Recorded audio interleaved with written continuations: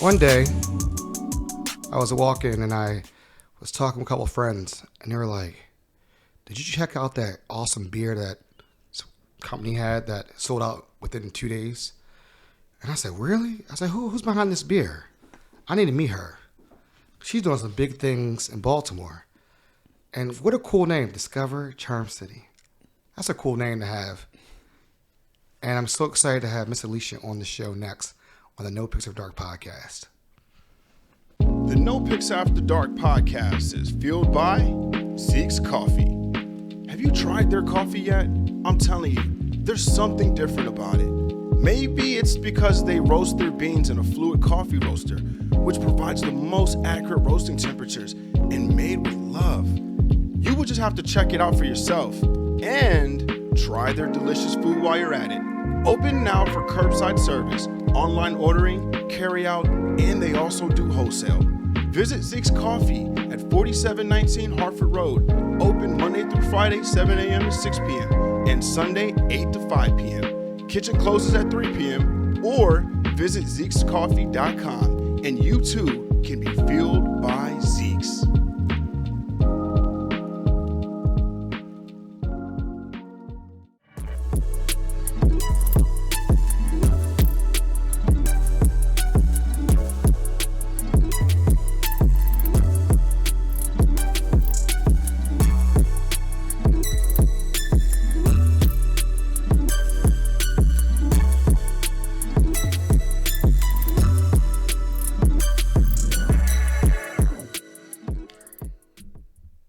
Welcome to the NoPixAfterDark podcast. I'm your host, Aaron Dante. We have a show for you today. I've been trying to get a hold of this person for like a year. I mean, she is hard to catch up with. You might get an away message like AOL, Instant Messenger, I'm out doing this. She's really heavy in the community, doing amazing things. And I'm so excited to have her on the show because it's very important to celebrate Black women, and we're celebrating International Women's History Month. And we want to support and we want to show what's going on out here in Baltimore and beyond because she's doing things everywhere. So, Miss Alicia, how are you doing today? Hi, I'm so happy to be here. It's been a long time coming. It has been. I'm so excited that you're on the show. Well, thank you for the invite. Thank you. Thanks for coming out. I mean, I've been working through it, and we finally made it happen. So I'm very, very excited. So let's tell people a little bit about you before we get into it. Let's get the background. Ooh. Are you from Baltimore? Are you originally from here? No. So I moved here. It's going on 11 years in October. I basically moved around a lot when I was younger for different reasons. And I went to high school in Anne Arundel County, though, and then went off to college in Jackson, Mississippi at Jackson State University. Best school ever. And lived there. I got my master's degree there. And then I decided to come back to Maryland. And Baltimore is kind of where I landed. Wow. You ended up in Jacksonville State University. So the reason why I know about that because Deion Sanders is down there now. Yes. Wow. For Anne Arundel County to Mississippi. What was the appeal in Mississippi? Okay, so all of my family is from Mississippi. Okay. Right. My parents went to Jackson State. All my cousins go to Jackson State. It just kind of was a family tradition. I didn't think I'd go anywhere else but Jackson State. And I knew I wanted to go to an HBCU that was in the South. And I mean, of course, you're going to choose Jackson State. Now we know. So that's behind the scenes, folks. Dropping jewels and gems right here. So then what would you say is your favorite childhood memory growing up? Going to Mississippi. My grandmother lives in Mendenhall, Mississippi, which is a really small town in like 40 miles south of Jackson. And my mom would send me there every summer. I mean, I remember she would drive down from Minnesota, take me there, drop me off. She might stay a few days and then she'd leave. And I would be on the floor crying, hollering, everything. And my grandma would just be looking at me like, girl, get up. Right.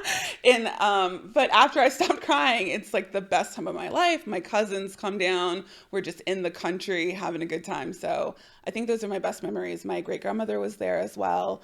And so I really got an opportunity that I don't think a lot of people get with having such a close relationship with your grandparents. You know, that reminds me of my family. We moved all around. We lived in Dallas. We lived in Ohio, Houston, New York. Every summer, my parents dropped me back off in Baltimore.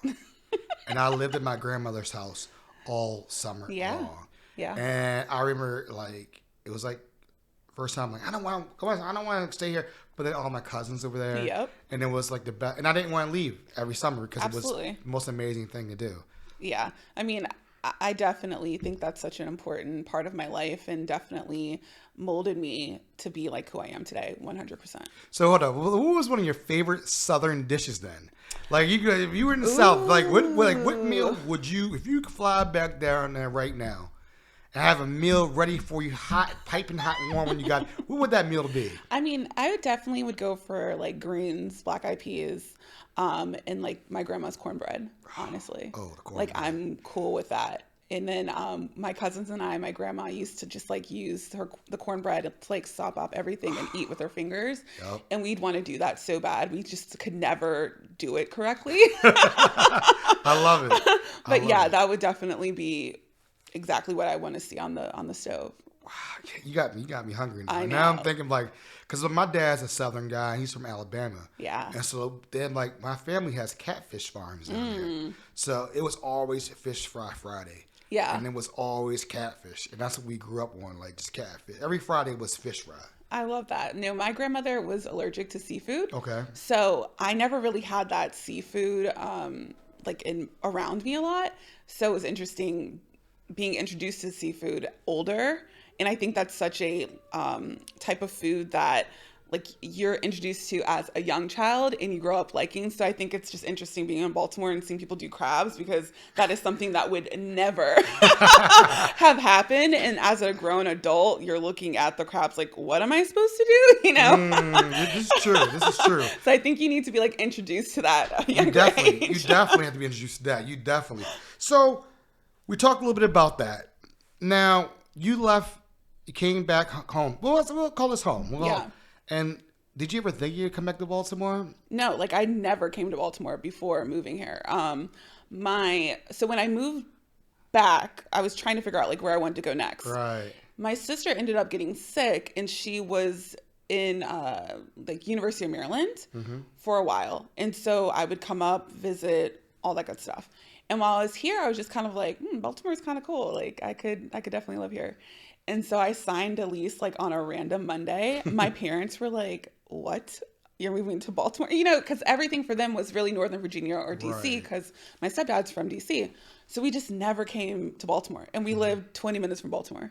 Right. So I came and never looked back. Wow. Yeah. Wow. That's crazy because you said you never really went into it, but now you just found a lease. And what was your first gig working in Baltimore? What was your first job when you got here? I was teaching, and I actually was teaching in Charles County. So I lived in Baltimore and drove 50 miles each way. Southern Maryland. Yeah. For a whole year. Folks, let me give you a diagram. That's going west and south of Baltimore. Yeah. Because I didn't have a job first. And then, because I didn't know what I was going to do. And so, I drove. But you know what? I always say I wanted to live somewhere where I wanted to hang out. I can drive to work. I didn't want to live in Waldorf, Maryland. No. So I woke up and I drove down there every day. Yeah, when I lived in Baltimore, I used to work outside of Landover, in PG. And the cool part was I could go to DC for a happy hour drink, but I could always come back home. Yep.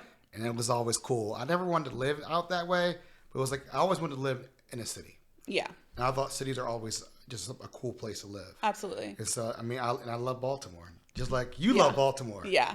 And once you get here, it's one of those places that it just pulls you in. People say that all the time. They think they're gonna leave, and then something just keeps holding. It does. Baltimore's a hard place to leave. I've told myself several times, do I want to live here? Do I want to raise my kids here?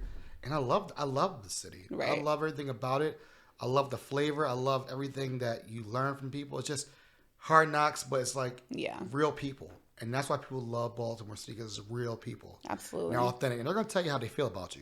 Facts. There's no half-stepping around it. They'll tell you, hey, I just don't really like you. That's all it is about it. But that's what I love about Baltimore. So, we're going to get into your career. We're going to get to all that stuff when we get back after these messages, folks. The NoPixAfterDark podcast is proudly partnered with Maggie's Farm, located at 4341 Hartford Road. Maggie's Farm offers a unique dining experience with delicious handcrafted cocktails and mouth-watering cuisine, from falafels to scallops and everyone's favorites, honey sriracha cauliflower wings. Open for dinner from 4 p.m. until 10 p.m., Tuesday through Saturday, and for brunch, Saturday from 11 a.m. to 3 p.m., and Sunday from 11 a.m. to 4 p.m. with delectable chicken and waffles, shrimp and grits, biscuits and gravy, and more. Check out Maggie's Farm on Instagram and Facebook for daily and weekly food specials. OpenWorks is Baltimore's largest makerspace, offering access to tools ranging from 3D printers to welder, and training in how to use them. OpenWorks also offers affordable studio space, a coffee shop, and fun-free events throughout the year. But OpenWorks is more than a public workshop. It's a community of creative professionals, students, seniors, entrepreneurs, and makers of all kinds. Check out the website at www.openworksbmore.org or Instagram at open_works_bmore for class schedules, membership options, and more. And folks, we are back, and I'm so excited to talk to Miss Alicia about her life. So now you left the industry of being a teacher, and now you're doing your thing. You started an Instagram page, or was it Instagram, or was it a blog, Discovery Charm City? How did it start? So it really just started. Instagram had just really started taking off, and I was at a point of, I'd lived in Baltimore for 2 years at that point, and I just wanted to discover Charm City. That's dope. And so I was like, okay, I don't care who wants to come with me or not. I'm going to go do this. So I was dating someone at the time, and they just weren't really that interested in going and seeing what the city had to offer. They like staying in their one neighborhood, which is what a lot of people like to do. But that's not what I wanted. So I started just waking up in the morning, and this is when everyone still had Google calendars. How they kept up with that, I don't know. So I would go online and Google events in Baltimore and go to different people's websites, and they'd have all their events, and I started writing down things because I am a total researcher. So then from there on my Instagram, I would just post those events, and I really was using Instagram as my own calendar, so I would remember. And this is before stories or anything, so these are just on the feed. Wow. So people could just go there and see what's kind of happening in Baltimore. And I never posted myself or anything, so no one even knew who was running this page. And it just kept growing because a lot of people didn't know what was really happening in Baltimore or how to get out and explore it. And I just so happened to kind of capitalize on that when I really wasn't trying. It was really for me, and my page just happened to be open for everyone else. So it's just started growing. And then I don't know, I did that for maybe 2 years of not showing myself at all. And when I started dating my now husband, he was like, hey, you're gonna have to show yourself, right? And so once I did, the cool part with that was I feel like my demographic was definitely mostly white. And then when I showed myself, it just all different types of people started following. And I loved seeing that. I think, as Black people, we need to trust our source. And so I think when they saw someone that looked like them, it says, oh, okay, cool. I can go explore these places as well. And that was the best part for me. I'm so glad I ended up doing that. I love that. I love that story because, when I first started my podcast, similar like yours, I didn't put my picture out there a lot. Yeah. It was just generic. And people, I met with a millennial marketing. She's very great, good person. She's like, your show could be the dopest show in the world, but nobody knows who you are. Exactly. Your friends know who you are, but how are people going to know who you are? So then I was like, I guess I got to put my face out there. I guess so. And I hate social media. I know, we talked about that. If this podcast ended tomorrow, everything would be poof and gone. You would never, you'd be like, did this really exist? So I commend your husband saying, hey, you got to get out here.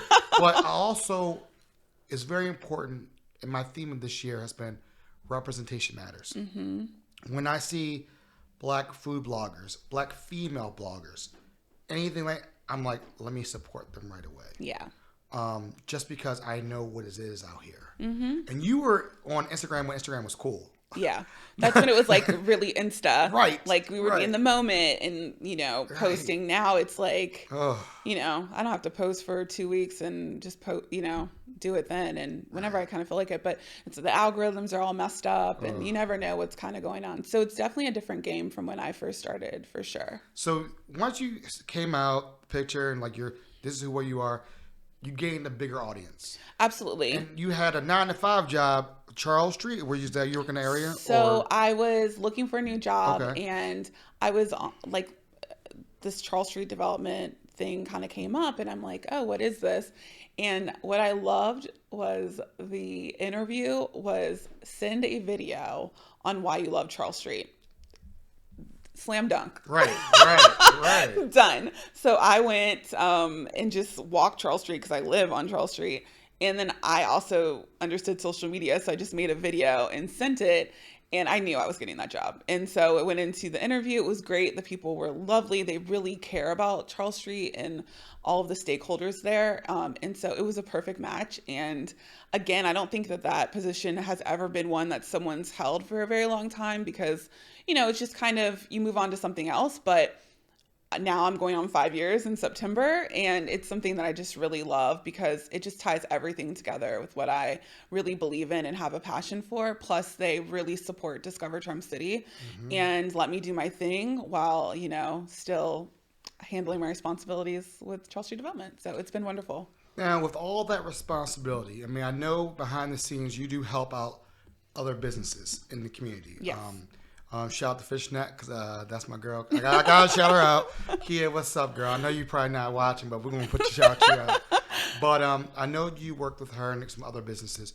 What made you want to do that to help other small and entrepreneurs? What made you? You got a lot of things on your plate. You have your own Discovery Charm. You got your own job 9-to-5, and now you're hopping in a different arena. Like, what made you? Want to do it just naturally happened. I think me and you have talked about it, where you're just a person that it comes easy for you to want to help other people and jump in. And, sometimes we give a lot more than we probably should.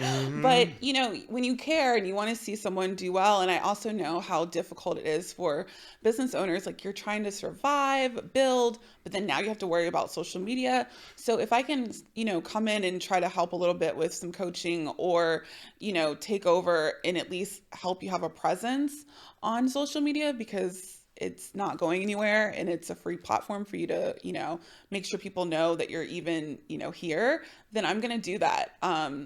So that's just really how that happened. But, we've talked about this as well. Like, I want to help people who want to be helped. Like, I can't, it's so easy for me because it comes so easy to just jump in and take over and do it. But I'm learning to I can only help people who really want to help themselves, and that's a difficult thing for helpers like us. We're helpers. I have helped many people in the podcast game behind the scenes. Yeah.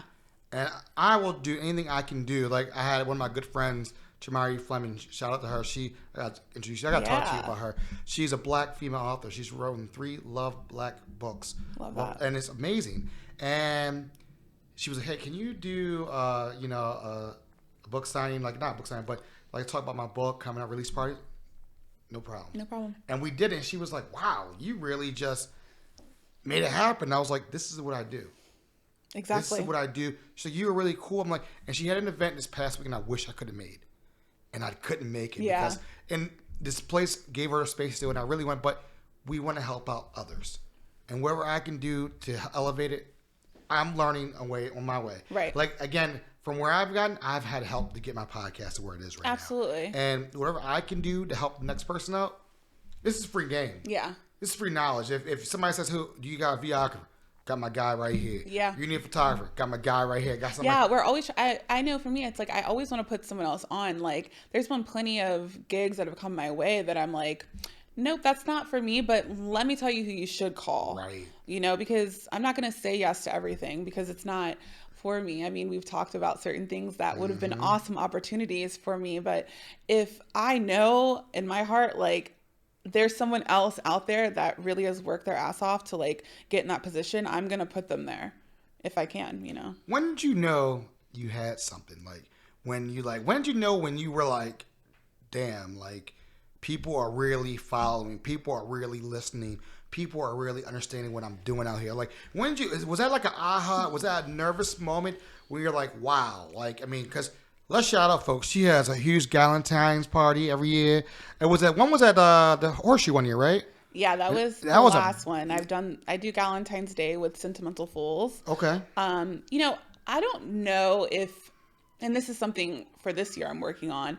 It's like, you know, I just go, right? Like I do something and then I move on to the next thing because that's just what I do. So I'm trying to take more time to like stop and actually give myself more props for like, Alicia, like you did that, like you put that together. And I do it with like nothing.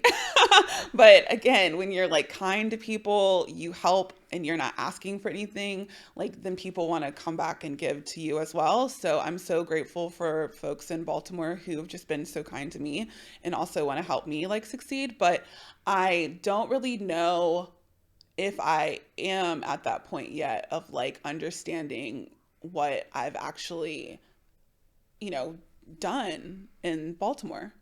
Even when it comes down, I think, you know, doing gal poly events, I look back, I started doing that with like 7 women that I just decided to say like, you know what, I want friends. Right. I want gal pals in the city. So how about I pull these other ladies together that I've met out by myself, going to events, stepping out of my comfort zone, walking into rooms that I don't know anyone in, and I'm going to pull them together.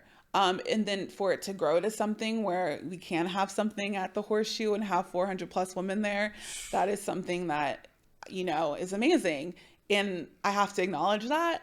And then just some of the other opportunities that have come my way where you don't know when people are watching you. I mean, I know you brought up the Under Armour thing earlier. That was something that was completely unexpected. And then to learn like it be a global campaign, like me, global campaign. No, we were offline. We were offline about that. We didn't talk. Hold up. We forgot, folks.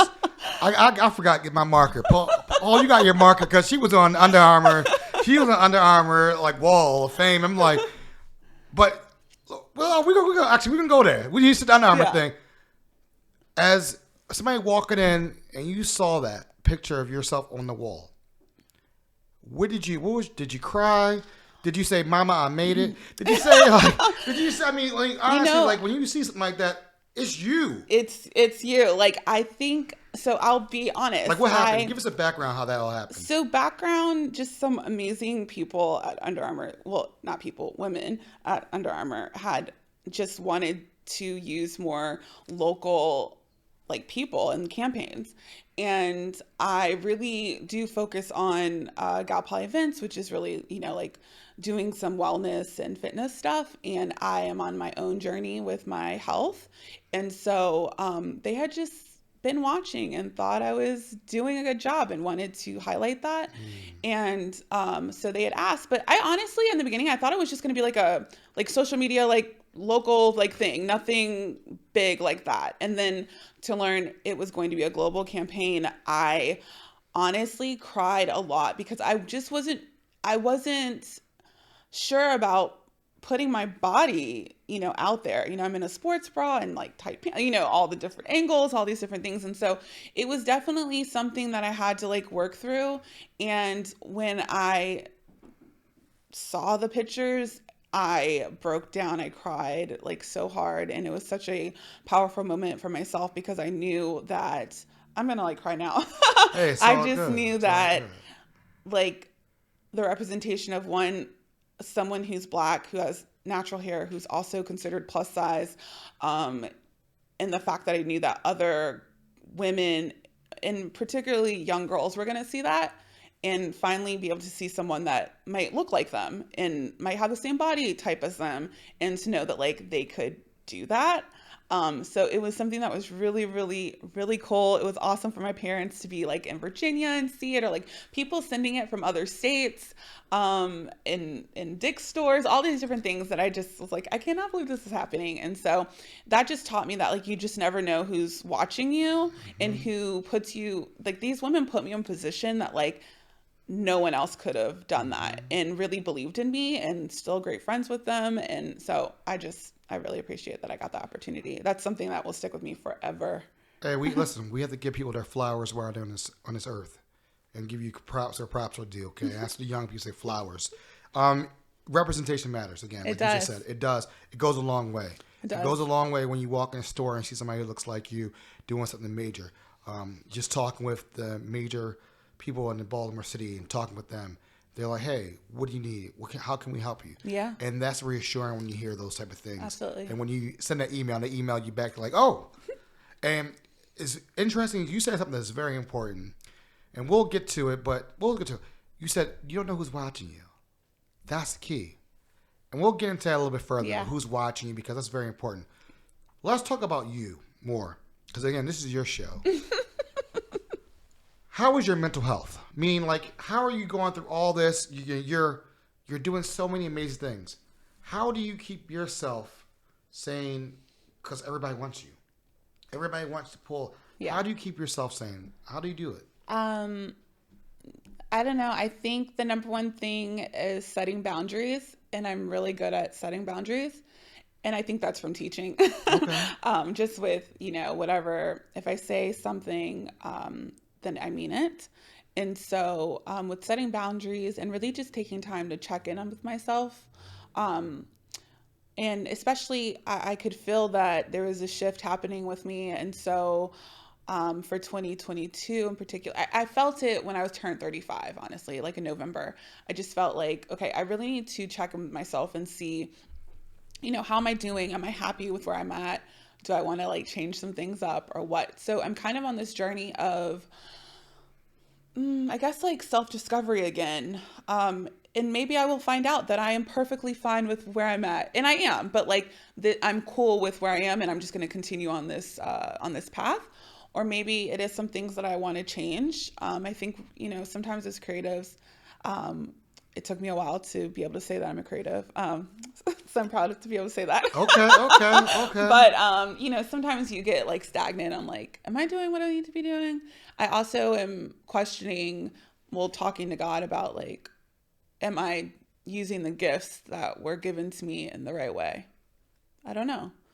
So I'm spending time controlling the things I can control so that I have more freedom to just sit and listen and feel what's right for me. You said something that was very hard for me to even say. You said creative. And do you consider yourself an influencer? So it gets back to I feel everyone is an influencer. Okay. I think that it just depends on how you're doing. I mean, I just so happen to have a platform that just gets to a lot more people. But, I have friends that like you, they don't even go on social media or anything, and they're huge influences in my life. So I think, I guess I'm an influencer, I mean, all of the emails that come to me to do campaigns say influencer. So, I've heard things that Aaron, you're an influencer. I'm like, well, Aaron, you're in media. I'm like, well, I'm a little bit closer to media than influencer thing. But media influences. Oh, don't say that.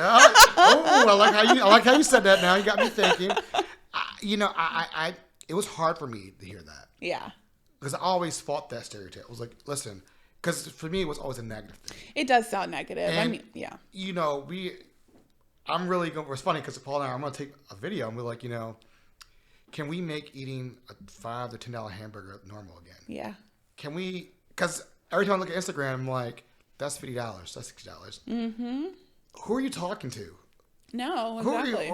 And that's what I wonder. I have 2 kids. I'm not going to Capitol Grill tomorrow night. I'm probably going to go get some chicken nuggets and some fries and call it a day. Right. But you know what I mean? I help your apple. But, I always think we have to realign a lot of things out here. Yeah. And we really got to understand, the audiences out here. I remember when I first started doing the social media thing with the podcast, I was obsessed with the likes. It was scary. It was I'm damn near 40 years old worrying about somebody liking my photo. I mean, that's what it does, and I had to pull myself back mentally and say, whoa. I didn't have Facebook for 5 or 6 years. Right. Why am I worried about this? Exactly. Why do I have to worry about what's going on, what somebody likes? Do what makes me happy and be authentic. And I think you have to know what type of person you are, right? I think that for myself, I don't know what it is. The social media just hasn't really, I don't really care about it. Like as far as the likes and things like that. Like if you look at my followers, well, my IG fam, it's at 21,000. It's been at 21,000 for like, I don't know, a year or so. Like I'm not working at, I need to gain more followers. Like whatever, the right people are seeing it and hopefully they're passing it on to other folks who might be interested. But if I don't gain another follower for the rest of the time I'm on IG, I don't really care, because at the end of the day, the events that I'm putting on are selling out. Like the right people are coming. I'm still getting the calls that I need to, get. If I wanted to become a full-time influencer, I could. It's just a matter of, is that what I want to do? And I'm struggling with that, right? Because I'm trying to decide, is that next? I don't know. Well, I look at it. So you have another event that sells out, really, really big one. I wish I would have went to it this year. Tell us about that event. Feastival. Yes, talk about Feastival. How did that all come about? What is that all about? Feastival, I just sit on the board to help put that event on. It is in support of Cystic Fibrosis Foundation. I got involved with that I think like 2016. But that event in particular is very fun because it pulls food into the mix, food and drinks. And it is a great event because, yes, we do use a lot of food influencers, and they are amazing to help with that event. And these restaurants are donating all the food to really raise money for CF. So it's just something fun that I really love to help with, because everybody that's on that committee is working their butts off to get sponsors, to get the restaurants to, participate. So if I can just get my friends, like literally people that I work with at these, the foodie stuff, to help, that's the little bit that I can at least help with, I remember one of our mutual friends, LaToya. Yep. She's like, you got to go get a ticket. You know how it is. Yeah. I'm late. I'm last moment. And I look up, sold out. I'm like, damn. Yeah. So I was stuck watching stories on Instagram. Like, I wish I could be there. Yeah. I wish I could be there. I mean, I'm so thankful. Again, like we said, like in Baltimore, everyone typically wants to help. So to have all of these foodie lifestyle bloggers, like really, we're not paying them or anything to help. Like they just do it because they know it's a great cause. Plus it's highlighting all these businesses that are in Baltimore. I mean, I'm just so thankful that they like me enough to to help and do that and make that event successful, because all that money goes to helping people who have CF. And so I'm just grateful. Well, again, I'm grateful to have you on the show, because you're doing so many amazing things in the community, and we want to highlight women, especially Black women, who are doing it in society. Because again, we just had Codetta from love her. We have a Black Girls Rock, Black Girls event. And it's like we need to do things like that to celebrate Black women. And again, I always tell people in TikTok, the top influencers were not Black women at all. And that blows my mind how many people are on TikTok. Right. And they're not even top. We're not even top. So, your message you're putting out there, we need you. We need you out here. And whatever journey you go on, please take your time. Yeah. Don't like you said, do it for you. Absolutely. And it's always that mission of like, where do I want to be? Like, again, I don't know where this podcast is going to take me. I didn't think I'll be interviewing you or all these famous Baltimore people. I didn't know that. Yeah, right. But now we're here, and we've got to make sure our voices are loud and clear, and people hear what messages we're giving out there. Absolutely. And celebrating. So, do you have anything coming up that's really exciting that you want to talk about? I do want to give you your shout out on. She had a beer at a certain place that sold out, and how quick did it sell out? Honestly, I don't know. I think it was like that weekend. It was like gone. It was a beer at a certain place that sold out that quickly. Yeah. And that's huge. And that's huge because that means people love what you got going on. I really appreciate everyone's support with that. That was such a cool experience, and to post about it and people were excited about it and went out and really showed out. I was just in awe about it. That's great. But that's great, though. I mean, we want to support.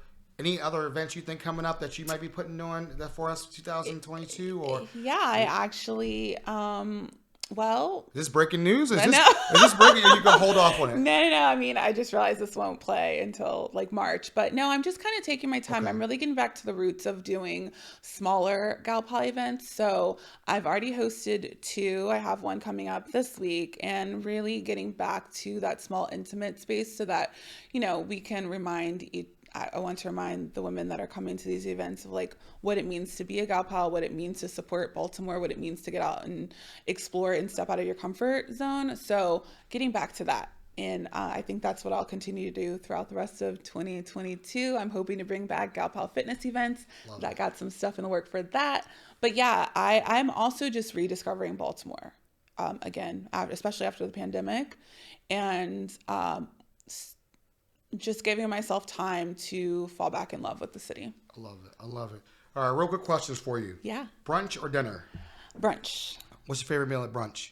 Oh, that's hard. I always go for anything that's like a bowl, like anything that's like mixed with a whole bunch of like different stuff. I like that. Okay. Snowballs or ice cream? Snowball. All right, so here's a quick crabs or crab cakes? I mean, honestly, I'm going to go with crab cakes, but rarely order any of that. Okay. Your favorite cocktail? A sidecar. Okay. Mm-hmm. What is the best advice you've ever received? Just give it time. Okay. Where can we find you on social media? Where can we find you on TikTok, Twitter, all that good stuff? Everything is at DiscoverCharmCity. All right. Any last thing to say to the folks? No, thank you so much for having me. Like, this was amazing. And yeah, just continue to support Baltimore, get out there and explore it. Folks, you heard it here. Love, peace, happiness, we're out.